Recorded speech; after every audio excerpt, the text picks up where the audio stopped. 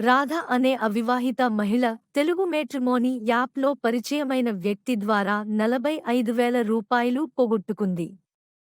రాధ తెలుగు మేట్రిమోనీ యాప్లో రిజిస్ట్రేషన్ చేసుకుని, దానిలో ఒక ప్రొఫైల్ చూసి ఐడీ నంబర్ ప్రకారం ఫోన్ నంబర్కి కాల్ చేయగా, అతను ఫారిన్లో జాబ్ చేస్తున్నానని చెప్తూ, ఒకరికొకరు వాట్సాప్లో ఫోటోస్ మార్చుకున్నారు.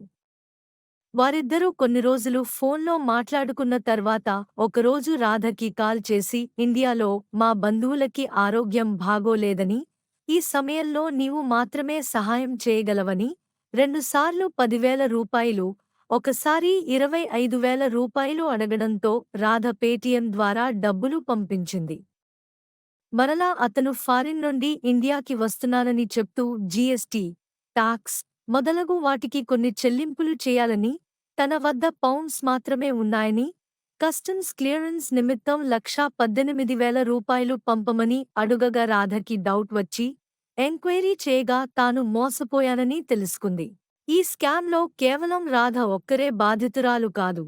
ఆమెలాంటి చాలామంది ఇటువంటి మేట్రిమోనియల్ స్కామ్లకు గురయ్యి డబ్బులు పోగొట్టుకుంటున్నారు.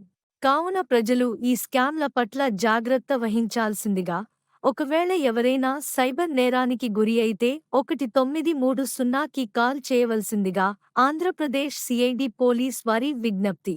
ధన్యవాదాలు.